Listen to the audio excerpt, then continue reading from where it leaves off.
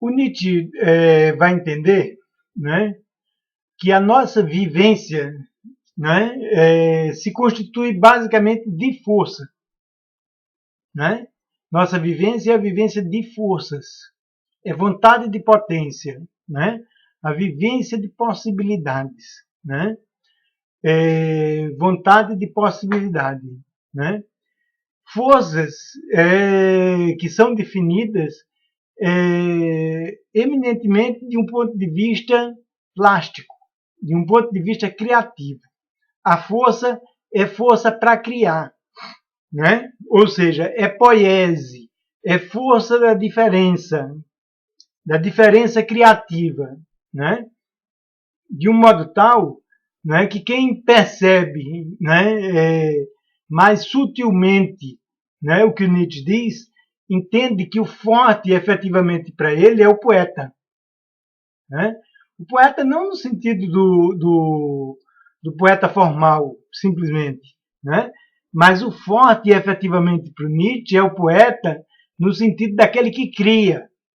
Né? A vontade de potência é eminentemente uma força criativa, é eminentemente força. Né? Mas,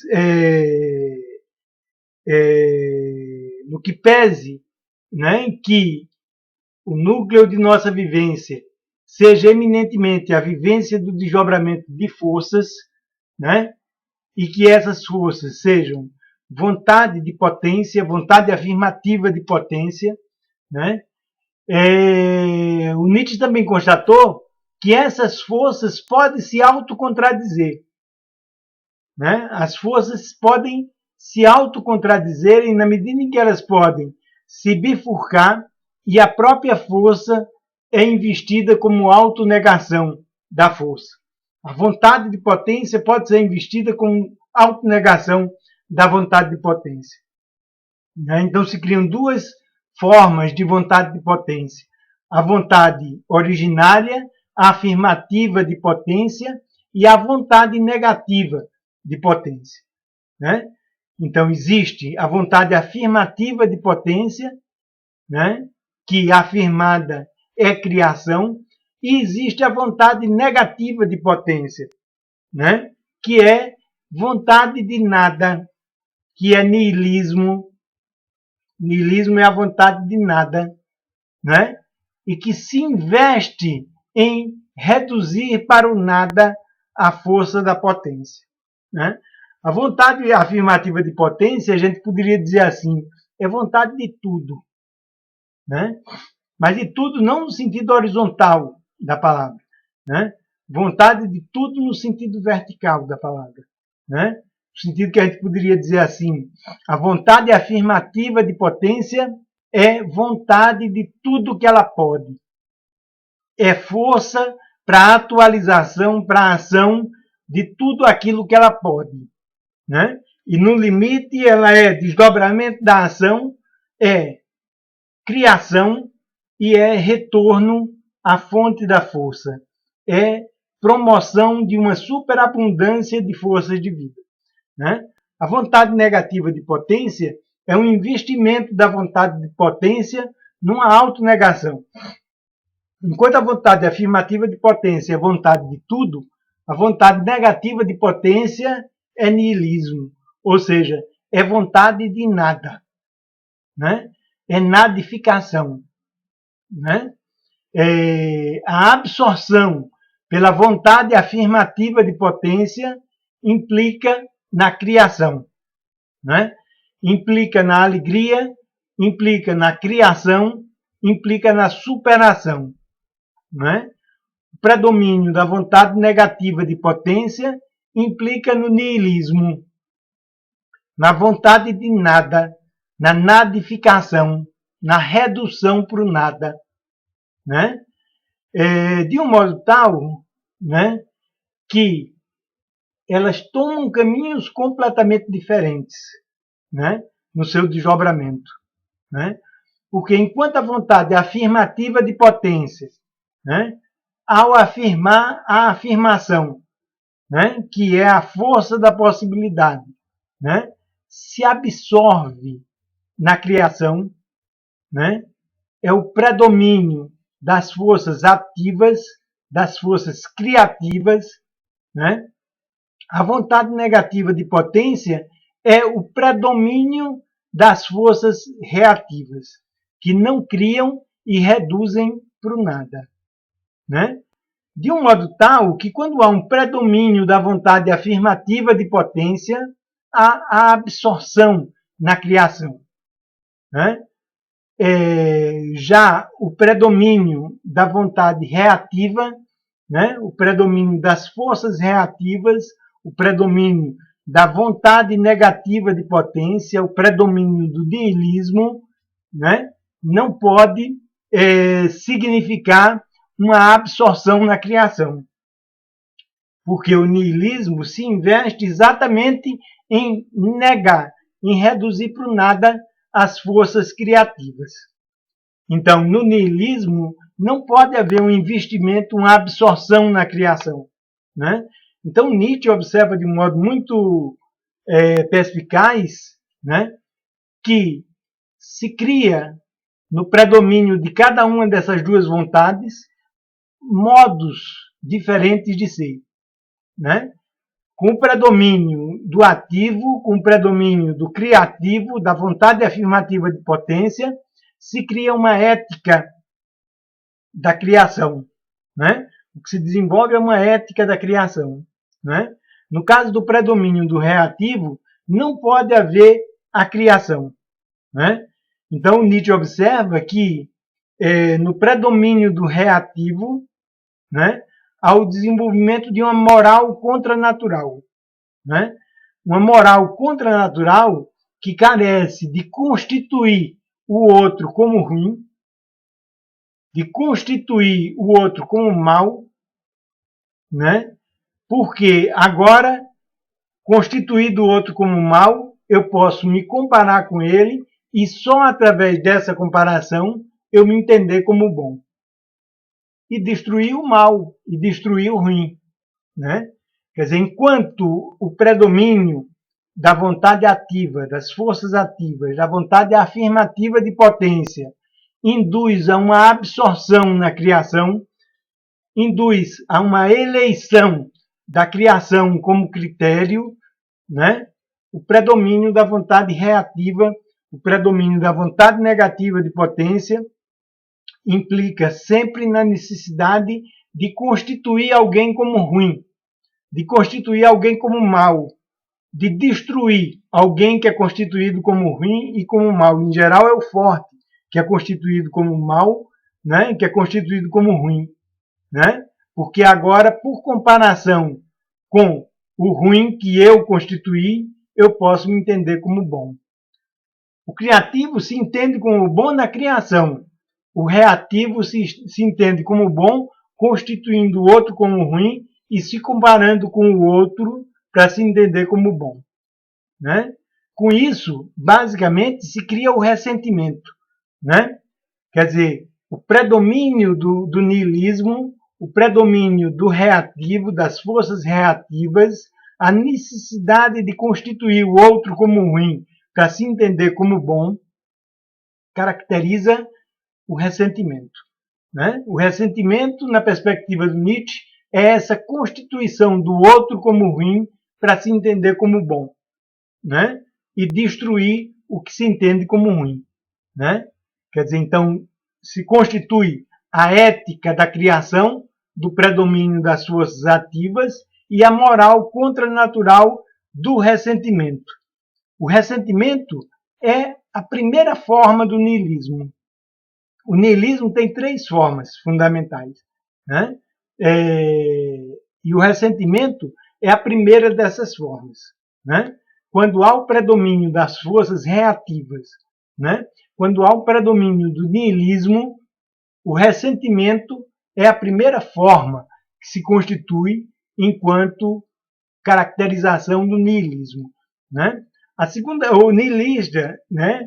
No niilismo, né? Existe basicamente uma situação de não criação, uma situação de repressão, né? Das forças criativas, de nadificação das forças criativas, né?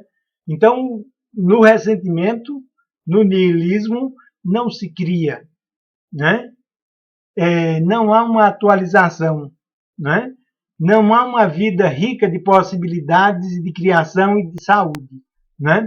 Por isso que no niilismo, no ressentimento, predomina um azedume crônico e um enfesamento crônico, né? Porque há efetivamente uma constipação existencial na medida em que há uma repressão das forças criativas, da vontade afirmativa de potência e um predomínio da vontade de nada, da vontade negativa de potência, né? O Nietzsche continua observando que, num determinado momento, o ressentido pergunta, né? Por que é que eu sofro? Né? Se eu estou tão bom, né? Por que é que eu sofro? Né? E ele observa que toda a cultura da civilização ocidental e o Estado, né, estão preparados para dar ao niilista uma resposta a essa pergunta. A pergunta que ele faz, por que é que eu sofro? Né? E a resposta é exatamente essa, tua culpa. A culpa do seu sofrimento é sua. Né? E o ressentido interioriza essa resposta, né? E ele vai entender que ele é culpado, né? Quer dizer, o ressentido, além de constituir o outro como ruim, passa progressivamente na culpa a se entender como ruim também, né? Nada que vem de mim presta, né?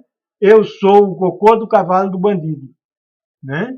Eu não presto, né? Então, com isso, o ressentido, a partir dessa resposta sobre o sofrimento dele, da interiorização dessa resposta sobre a origem do sofrimento dele, o ressentido vai se constituir como culpado, né?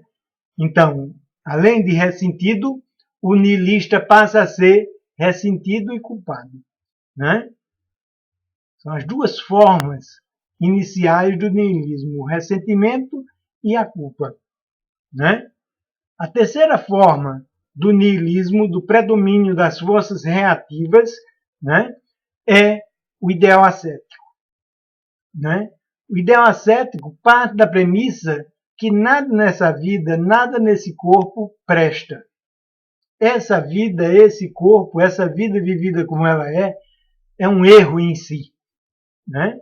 Então, nada desse mundo, nada dessa vida presta. O que presta é sempre um mundo do além. É sempre um além. É o além-mundo, né?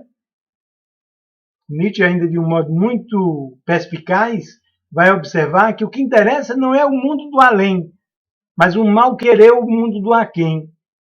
É um mal querer essa vida, é um mal querer esse mundo que cria os mundos do além, né? Não pelo valor dos mundos do além, né? Mas por esse mal querer a vida do aquém, o mundo do aquém, a vida vivida como ela é, né? Então, nesse sentido, né, o ideal ascético vai se constituir em todas as tradições da civilização ocidental, né? A civilização ocidental vai desenvolver uma filosofia ascética, né? Vai desenvolver uma ciência ascética, vai desenvolver uma moral ascética e vai desenvolver uma religião ascética, né? Todas elas baseadas no pressuposto da invalidade desse mundo e dessa vida vividos como eles são, né? O que interessa é sempre um além, é sempre um mundo do além, né? Então, para a ciência e para a filosofia, via metafísica, né, vai se constituir a verdade como um além, né? A verdade como uma verdade absoluta, fixa, inacessível ao fenomenal, inacessível à consciência, e a verdade pura como algo que deve ser alcançado, né? A vontade de verdade, né, que Nietzsche vai dizer que é uma das coisas mais destrutivas que existem, né? A verdade como um absoluto, abstrato e metafísico, né? A moral, né, vai desenvolver os valores absolutos, né, como valores verdadeiros, né? os valores absolutos e metafísicos como valores verdadeiros, né? E a religião vai estabelecer um mundo do além, uma vida do além, como algo a ser almejado, em detrimento à vida do aquém, né? Em detrimento à vida vivida como ela é, né? Quer dizer, então, o ideal ascético, né, na verdade, parte dessa premissa, que a vida vivida como ela é, que o mundo vivido como ele é, estão errados em si. Parte o ideal ascético para a constituição de um mundo ideal, que é um mundo do além, que passa a ser almejado em detrimento ao mundo do aqui, né? Então, o niilismo, né, se constitui nessas suas três formas, né?